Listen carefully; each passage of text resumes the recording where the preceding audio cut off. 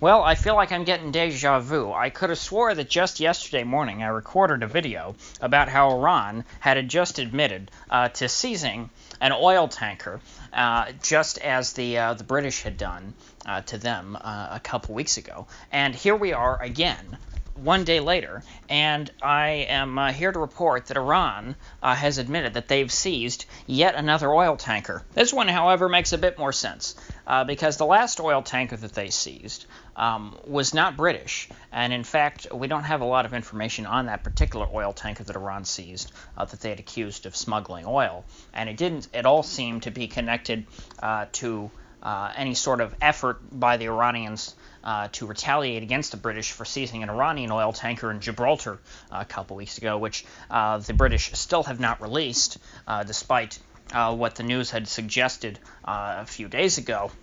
It had seemed that the British and the Iranians were nearing a deal to get that tanker released, and then lo and behold, yesterday the British announced that they're going to hold on to the Iranian tanker and keep it locked up in Gibraltar for at least another 30 days, and within 6 hours, lo and behold, the Iranians had seized a British tanker. So it would seem pretty clear to me that this tanker seizure by the Iranians is a clear retaliation against the British, and that this is them getting back at the Brits for holding on to their tanker and not releasing it like good boys. Now, this is a dangerous game for Iran, because Iran is the little guy in this situation, because the UK, even though the UK itself militarily couldn't invade Iran or anything, the UK is backed up by the United States. So when the UK picks on Iran, it's not that big of a threat to them, because the UK knows that Iran could not touch them. Iran doesn't have a navy that could get anywhere near the United Kingdom. However, when Iran punches back at the UK by capturing one of their tankers, it's very dangerous for Iran, because the U.S. military, the U.S. Navy, and the Air Force could very well reach out and touch them. I think it is safe to say that there is a level of conflict in the Persian Gulf and the Strait of Hormuz, a level of tension and danger that has not existed since the 1980s during the Iran-Iraq War, in which boats were getting blown out of the water left and right. But keep in mind, there is no active war going on in the Persian Gulf this particular year. At least not yet. What we're seeing, however, could very easily escalate into a war at any time, if you ask me.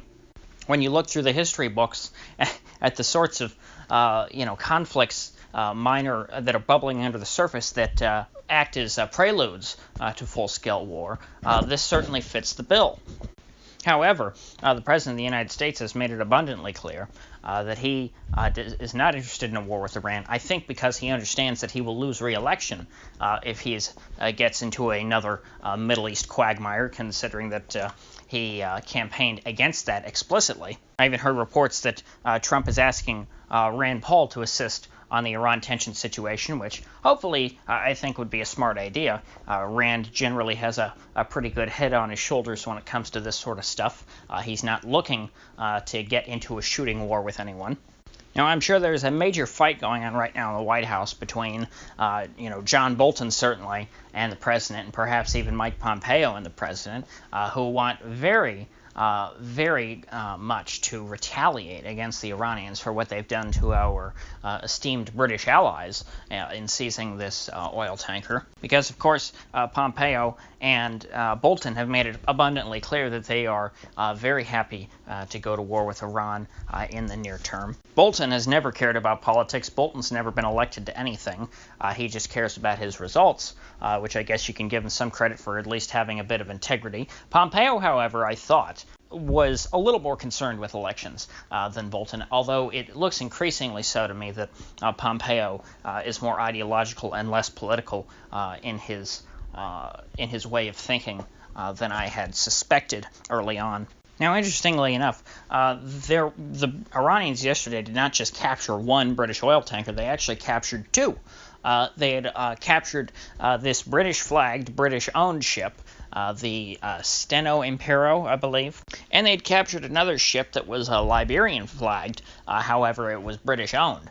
And it's not like the Iranians actually picked up these ships because of, some kind of actual violation or legitimate reason. Now, interestingly enough, the second ship, which was not British flagged but was British owned, was released pretty quickly by the Iranians. It would seem to me, and there were other people saying this on Twitter yesterday. I believe Elint News was the first person I saw, so I'll give him credit. It would seem as though the Iranians tried to capture these two tankers and hoped that they would get at least one, and they were lucky and they got both of them. So they only needed one, though, so they released the other, and they figured they'd keep the one that had a British flag on it.